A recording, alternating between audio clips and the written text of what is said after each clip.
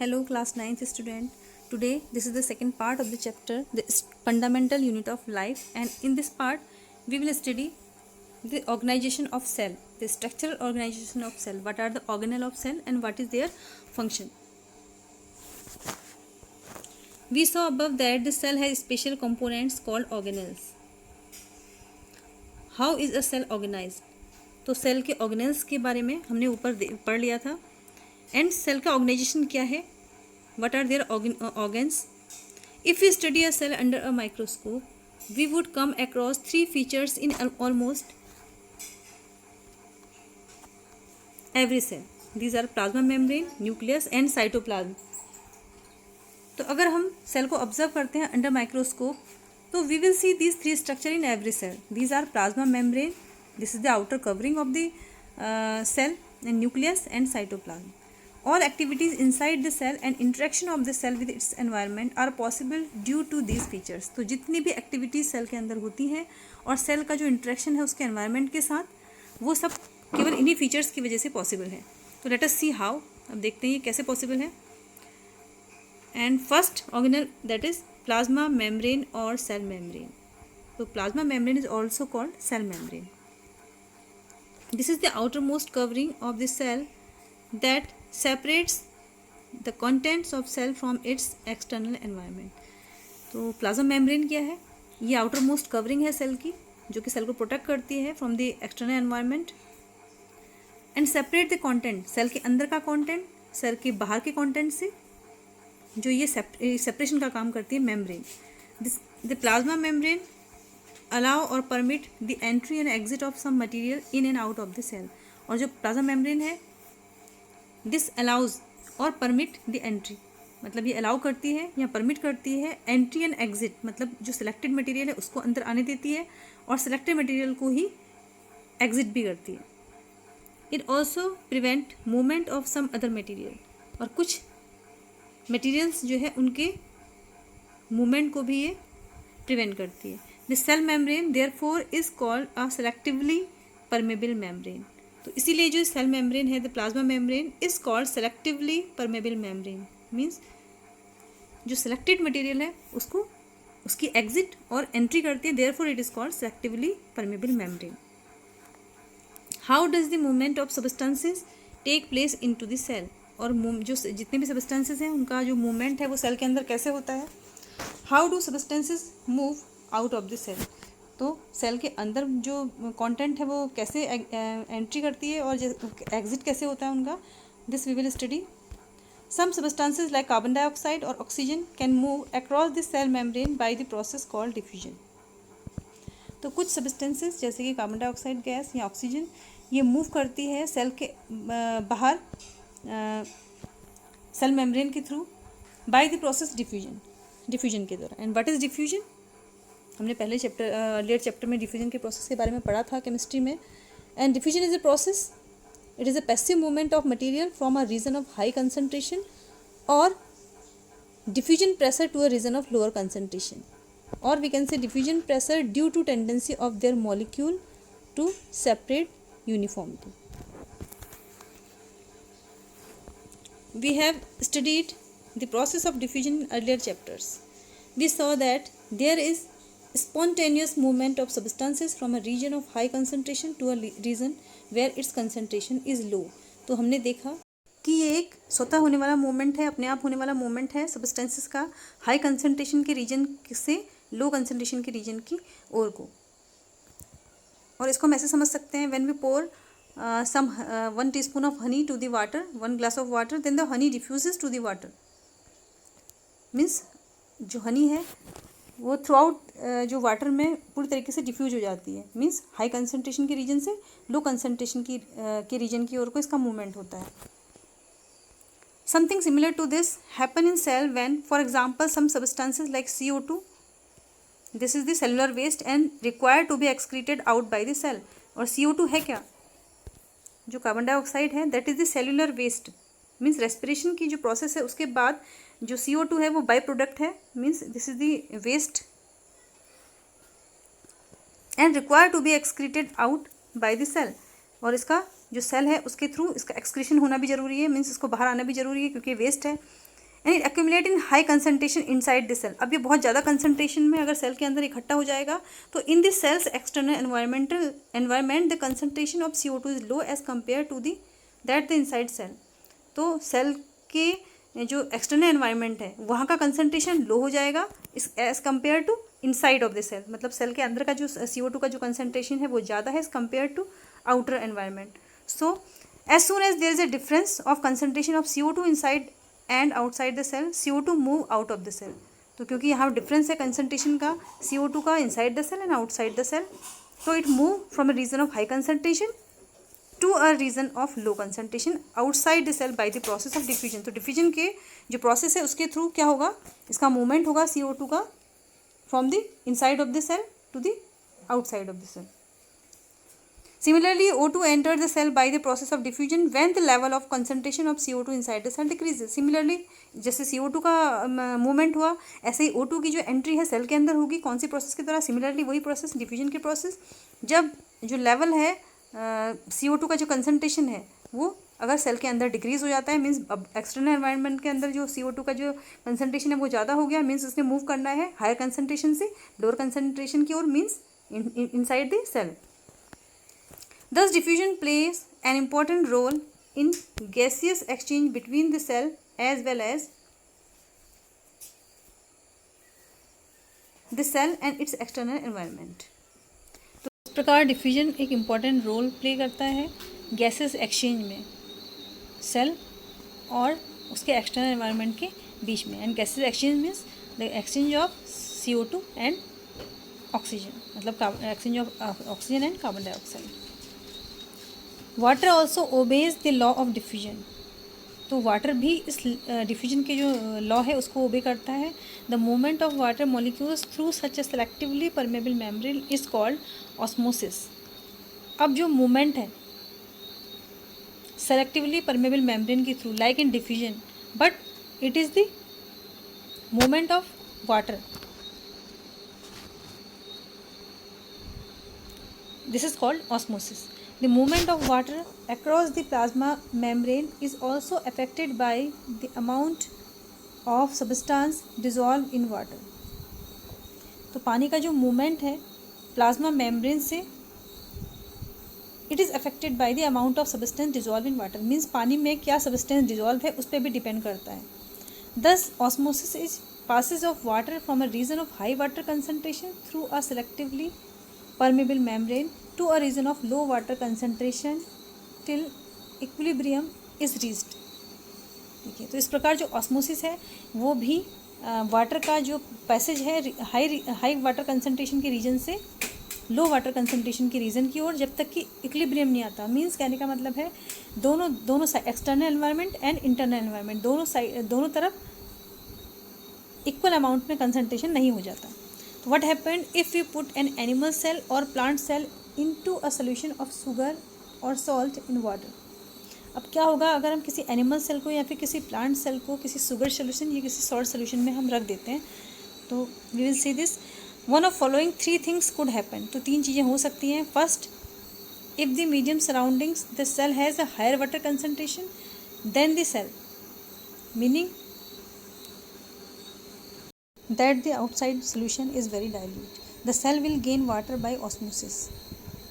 तो अगर जो मीडियम है सेल के सराउंडिंग्स का उसका वाटर कंसनट्रेशन ज़्यादा होगा सेल के कंपैरिजन में, meaning that the outside solution is, और इसका मतलब ये होगा कि जो आउटसाइड सोल्यूशन है मीन सेल के बाहर का जो सोल्यूशन है वो बहुत डाइल्यूट होगा, उसका जो अमाउंट है वो ज़्यादा होगा बट वो डाइल्यूट होगा।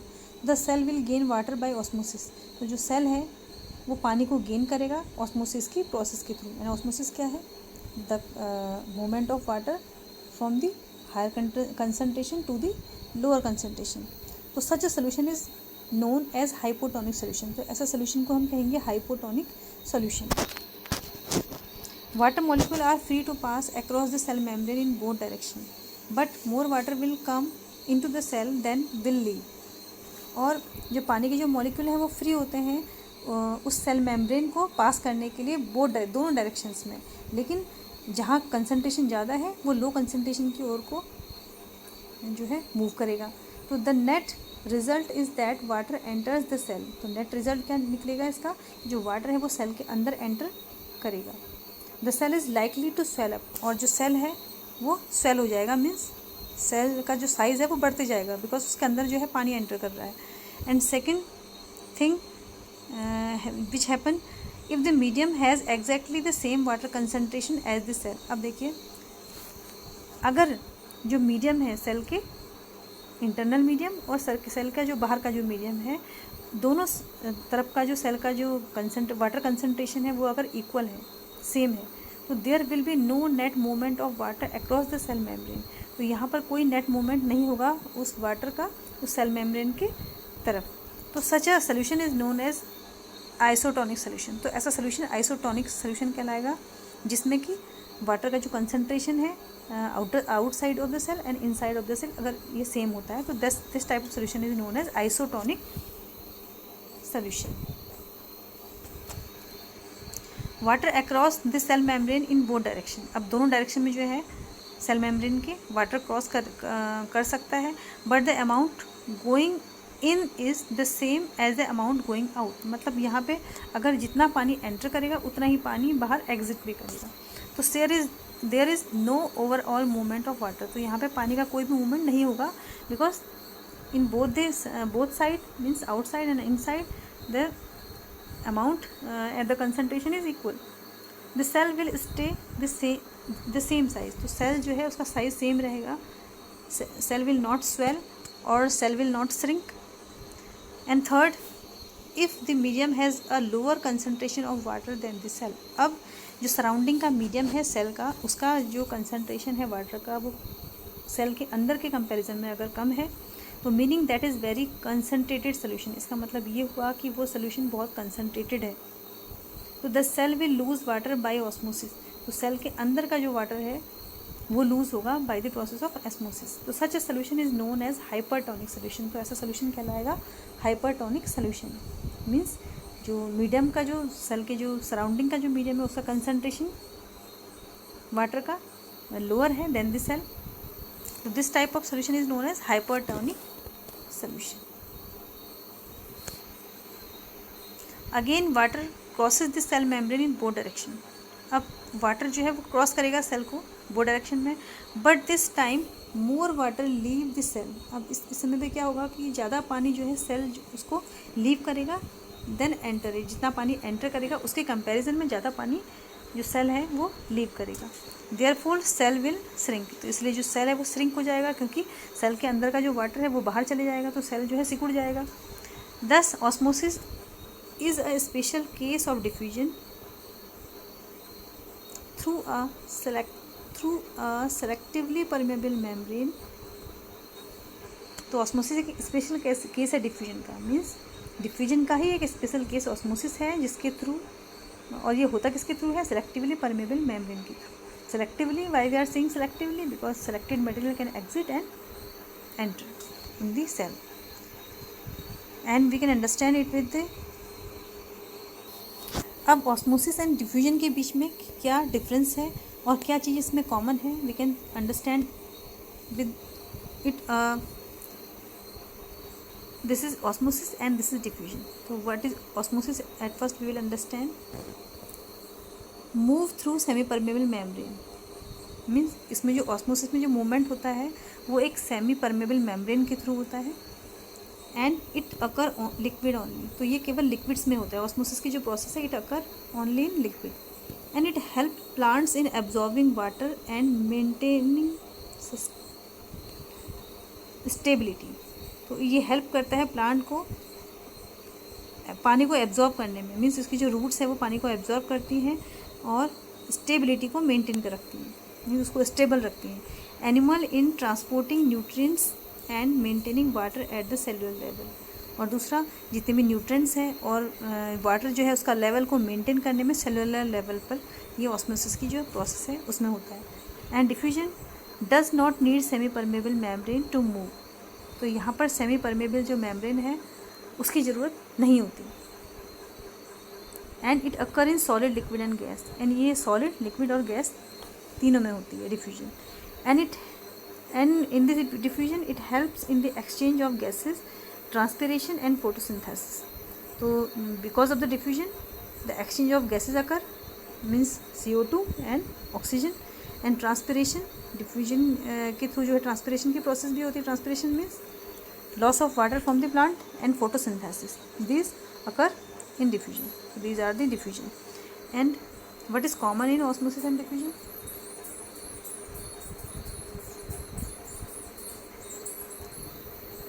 Example of passive transportation. तो जो passive transportation में it occur in osmosis and in also diffusion, and means to equalize concentration of two solution. Means जो टू सॉल्यूशंस हैं, मीन्स सेल के बाहर का जो आउटसाइड मीडियम है और इनसाइड जो मीडियम है, तो दोनों की जो कंसंट्रेशन है, दोनों सॉल्यूशन का जो कंसंट्रेशन है उसको इक्वलाइज करना, मीन्स उसका जो इक्विलिब्रियम है उसको सेम करना है. वो प्रोसेस जो है ऑस्मोसिस में भी होगी और डिफ्यूजन में भी. मीन्स ये कॉमन चीज़ है दोनों में, ऑस्मोसिस है डिफ्यूजन दोनों में.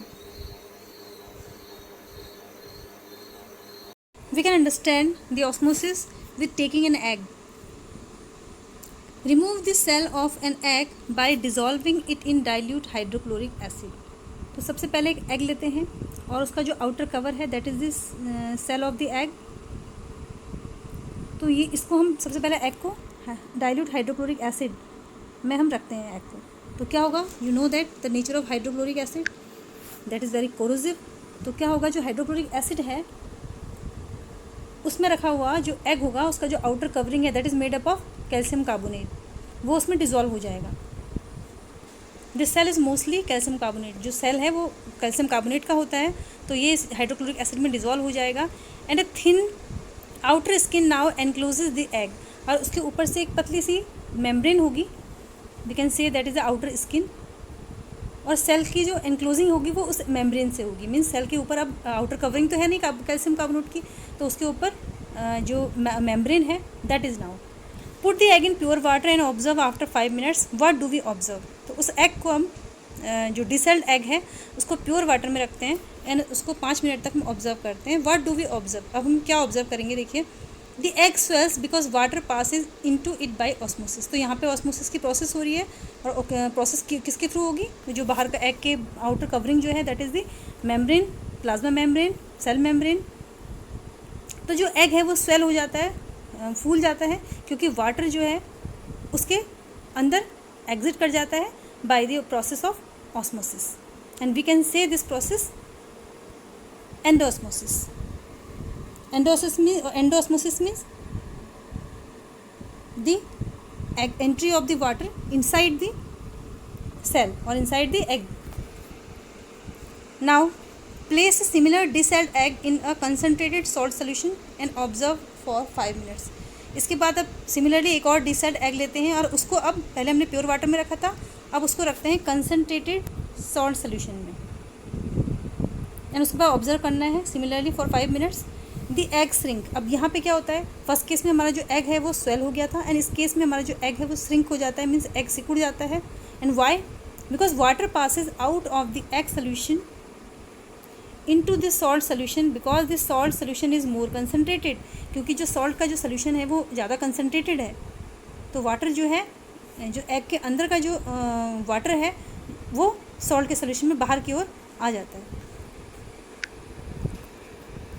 We can also try a similar activity with dried raisin और एप्रिकॉट. तो इसी तरीके की एक्टिविटी हम रेजिन या एप्रिकॉट को लेके भी कर सकते हैं. Now the activity with resin, with taking resins और एप्रिकॉट. जो किसमिस है हम उसको लेके भी ये एक्टिविटी कर सकते हैं. तो पुट ड्राइड रेजिन और apricot in plain water and leave them for some time. अब रेजिन को, जो किसमिस है या खुबानी जो है, उसको हम प्लेन वाटर में डाल देते हैं, उसको थोड़ी देर के लिए छोड़ देंगे. Then place them into concentrated solution. उसके बाद उसको किसी कंसनट्रेटेड सोल्यूशन में रखते हैं ऑफ शुगर और सॉल्ट. तो you will observe the following. तो ऑब्जर्वेशन आपके ये रहेंगे. फर्स्ट केस में आपने प्लेन वाटर में रखा, नेक्स्ट केस में आपने कंसनट्रेटेड सोल्यूशन में रखा. तो each gains water and swells when placed in water. तो आपने देखा होगा किसमिस कभी भी आप पानी में रखते हैं तो क्या होता है, वो द रेजिन स्वेल्स. तो जो रेजिन है वो स्वेल्स फूल जाती हैं. And however when placed in concentrated solution it loses water. अब इसको हमने जब कंसनट्रेटेड सोल्यूशन में रखा तो ये अपने अंदर का जो पानी है उसको लूज़ करते हैं because of the process exosmosis. तो जो फर्स्ट केस है जिसमें हमने उसको पानी में रखा, this process is known as endosmosis, and second case when the resins shrinks, this case is known as exosmosis. Unicellular freshwater organism and most plant cell tend to gain water through osmosis. तो unicellular जो organism है, fresh water organism है, unicellular means that the organism made up of only one cell whose body is only one cell. तो ये water को gain करते हैं क्योंकि वाटर की जो रिक्वायरमेंट है तो सभी ऑर्गेनिज्म को होती है, तो इनके अंदर जो प्रोसेस होती है ऑस्मोसिस, इसके थ्रू ये वाटर को गेन करते हैं। Absorption of water by plant root is also an example of osmosis. देखिए प्लांट की जो रूट होती हैं वो पानी को एब्जॉर्ब करती हैं, और पानी कहाँ है आपका सॉइल में, तो उस पानी को जब एब्जॉर्ब करती हैं तो प्लांट की जो रूट होती है इनके ऊपर भी एक मेम्ब्रेन होती है, एंड यहाँ पर भी आपकी प्रोसेस होती है ऑस्मोसिस की, by which the root absorb water from the soil. Thus, diffusion is important in exchange of gases and water in the life of a cell. तो डिफ्यूजन क्या है, ये बहुत इंपॉर्टेंट है क्योंकि गैसेस एक्सचेंज इसके द्वारा होता है, वाटर का एक्सचेंज इसके द्वारा होता है जो सेल की जो पूरी लाइफ है उसमें। तो in additions to this the cell also obtains nutrition from its environment. इसके अलावा जो सेल है वो न्यूट्रिशन भी अपने एनवायरनमेंट से प्राप्त करते हैं। Different molecules move in and out of the cell through a type of transport requiring use of energy. तो अलग अलग जो मॉलिक्यूल्स है, डिफरेंट टाइप ऑफ मॉलिक्यूल जो है, they move in and move out from the cell, and it is the type of transport requiring use of energy. तो energy का use करने के लिए इस तरीके के जो ट्रांसपोर्ट है उसकी रिक्वायरमेंट होती है। The plasma membrane is flexible. अब प्लाज्मा मेम्ब्रेन जो होती है that is flexible and is made up of organic material molecule and call lipids. देखिए प्लाज्मा मेम्ब्रेन बहुत फ्लेक्सिबल है एंड किससे मिली हुई होती है, ऑर्गेनिक मॉलिक्यूल है जिसको हम लिपिड कहते हैं, एंड प्रोटीन। तो लिपिड और प्रोटीन से जो प्लाज्मा मेम्ब्रेन है वो बनी हुई होती है। However we can observe the structure of plasma membrane only through an electron microscope. जबकि हम जो ऑब्जर्व करते हैं इसके स्ट्रक्चर का ऑब्जर्व करते हैं प्लाज्मा मेम्ब्रेन का किसके थ्रू, ओनली इलेक्ट्रॉन माइक्रोस्कोप, इसके थ्रू हम इसको ऑब्जर्व कर सकते हैं। The flexibility of cell membrane is also enables the cell to engulf in food and other material from its external environment. तो सेल मेम्ब्रेन की जो फ्लेक्सिबिलिटी होती है इसकी वजह से जो सेल है वो फूड को एनगल्फ भी कर पाते हैं, उस फूड को ले पाते हैं, और दूसरे मटेरियल को भी अपने एक्सटर्नल एनवायरनमेंट से, जैसे आपने देखा अमीबा एंड पैरामीशियम यूग्लिना के केसेस में, you can see this because of the in amoeba because of the plasma membrane जो आउटर कवरिंग है, this is the plasma membrane, and because of this देखिए plasma membrane की वजह से जो सीडोफोडिया है उनका जो फॉर्मेशन है वो होता है, सीडोफोडिया फॉर्म होते हैं फूड को इनटेक करने के लिए। तो ये क्यों हो पाता है, बिकॉज जो प्लाज्मा मेम्ब्रेन है वो बहुत ज़्यादा फ्लेक्सिबल होती है because of this. And in amoeba taking food with the help of pseudopodia, and this is the due to flexibility of plasma membrane, and this process is known as endocytosis. This is endocytosis in amoeba. Such processes are known as endocytosis. तो ऐसी जो process होती हैं उनको हम endocytosis कहते हैं। Amoeba acquires its food through such processes. तो अमीबा जो है अपना फूड ऐसी प्रोसेस से प्राप्त करता है।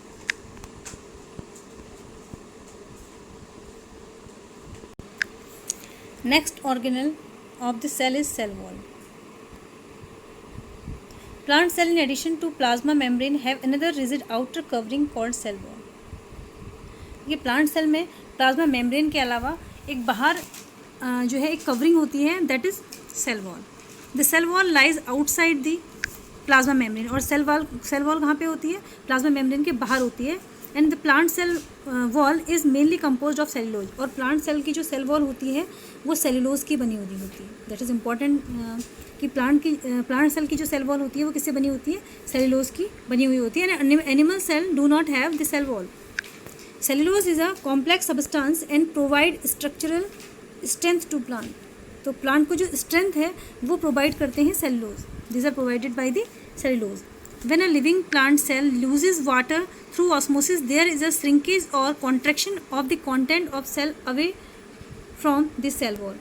तो जब भी कभी जो लिविंग प्लांट सेल होती है उसके अंदर से पानी का जो लॉस है वो होता है, मीन्स अगर एक्स्ट्रा क्वांटिटी में पानी अगर अंदर होता है तो ऑस्मोसिस के द्वारा जो पानी का जो लॉस होता है, तो देयर इज अ श्रिंकेज, तो वहाँ क्या जाता है, श्रिंकेज आ जाती है, मीन्स वो सिकुड़ जाता है या कॉन्ट्रैक्शन आ जाता है। These are the same things of the content of cell away from the cell wall. जो सेल वॉल का सेल के अंदर का जो कंटेंट है तो वो सेल वॉल से एग्जिट कर जाता है, जो कंटेंट है सेल के अंदर का। This is the process of plasmolysis in plant cell. देखिए जो सेल के अंदर का जो प्रोटोप्लाज्म होता है that start separating from the cell wall. देखिए आप बाहर से सेल वॉल है, this is the cell wall, this is the cell wall, and from the cell wall जो कंटेंट है प्रोटोप्लाज्म वो सेपरेट होना स्टार्ट कर देता है एंड फाइनली कम्प्लीटली सेपरेटेड। अब दिस केस में देख रहे हैं आप पूरी तरीके से सेपरेट हो चुका है, मीन्स श्रिंक हो गया है। तो this condition when fully turgid और with swollen protoplasm cell changes into a flaccid cell is called plasmolysis and the cell is called plasmolyzed. So this is the process of plasmolysis in plant cell and this phenomena is known as plasmolysis and we can observe this phenomena by performing the activity. There is another activity. Mount the peel of rheolith in water on a slide and examine cells under a high power of a microscope. देखिए एक leaf है rheolith, इसको इसकी जो पीलिंग्स है उसको एक पानी में रखने के बाद एक इसे स्लाइड में लेते हैं, उसको जो स्लाइड है उसको एग्जामिन करते हैं under high power microscope. Then note the small green granules called chloroplast, और उसके अंदर जो ऑब्जर्व करेंगे these are the green granules, इनको हम क्लोरोप्लास्ट कहेंगे। They contain a green substance called chlorophyll, और जो क्लोरोप्लास्ट है उसके अंदर एक ग्रीन कलर का सब्सटेंस होगा जो कि क्लोरोफिल है। Put a strong solution of sugar और salt on the mounted leaf on the slide. अब जो हमने स्लाइड में जो लीफ की पीलिंग को माउंट किया हुआ है उसमें एक शुगर का या सॉल्ट का स्ट्रॉन्ग सोल्यूशन रखना है, मीन्स कंसनट्रेटेड सोल्यूशन लेना है। Wait for a minute and observe under microscope, उसके बाद लगभग 1 मिनट तक ऑब्जर्व वेट करें, उसके बाद उसको माइक्रोस्कोप के अंदर ऑब्जर्व करें। What do we see now, place some rheolith in boiling water for a minute. अब उस तरीके की एक नेक्स्ट लीफ लेके उसको हम बॉइलिंग वाटर में रखते हैं, मीन्स बॉयल कर देते हैं उस लीफ को। This kills the cells, boil करने के बाद क्या होगा, जो लीफ की जो सेल्स होंगी वो डेड हो जाएंगी। Then mount one leaf on a slide and observe it under a microscope, उसके बाद उस लीफ को माउंट करें एक स्लाइड पर और उसको अंडर माइक्रोस्कोप ऑब्जर्व करें। तो put a strong solution of sugar और salt on the mounted leaf on the slide, उसके बाद सिमिलरली जैसे हमने फर्स्ट केस में किया था, स्ट्रॉन्ग सोल्यूशन जो कंसनट्रेटेड सोल्यूशन है सॉल्ट या शुगर का वो हम लेना है और उसको जो माउंटेड लीफ है स्लाइड में उसमें हमने डाल देना है। Wait for a minute and observe it again, अब यहाँ पर भी हमने 1 मिनट वेट करना है, उसको फिर ऑब्जर्व करना है। तो व्हाट डू वी फाइंड, हम क्या फाइंड करेंगे यहाँ पे, डिड प्लाज्मोलाइसिस अकर नाउ, तो अब क्या सेकेंड केस में भी प्लाज्मोलाइसिस की प्रोसेस होगी। What do infer from this activity, तो इस एक्टिविटी से क्या इन्फॉर्मेशन हमको मिलती है। It appears that only living cells and not dead cells are able to absorb water by osmosis.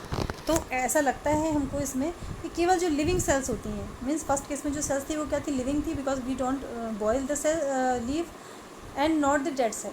तो डेड सेल में ये जो एक्टिविटी है वो जो ऑस्मोसिस की प्रोसेस है वो नहीं होगी। Cell wall permit the cell of plants, fungi and bacteria to withstand very dilute and we can say hypotonic external media without bursting.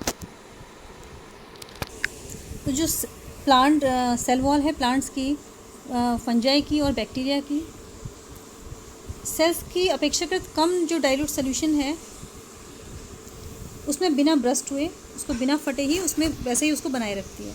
तो in such media the cells tend to take up water by osmosis. तो ऐसे जो medium है उसमें जो cell है वो osmosis के थ्रू वाटर जो है लेती हैं, द सेल स्वेल्स, और सेल फूल जाती है, and building up pressure against the cell wall. तो सेल जो है वो फूल जाती है एंड सेल वॉल पर प्रेशर डालती है। The wall exert an equal pressure against the swollen cell, और जो सेल वॉल है वो भी फूली हुई कोशिका के प्रति समान रूप से प्रेशर डालते रहते हैं। तो because of their walls such cell can withstand much greater change in the surrounding medium than the animal cell. जो सेल वॉल है इसी के कारण प्लांट सेल्स जो है उसमें जो चेंजेस होने वाला जो मीडियम है इसको एनिमल सेल की अपेक्षा आसानी से सहन कर सकता है उस मीडियम को। And next organelle is nucleus. About the nucleus we will study in next video.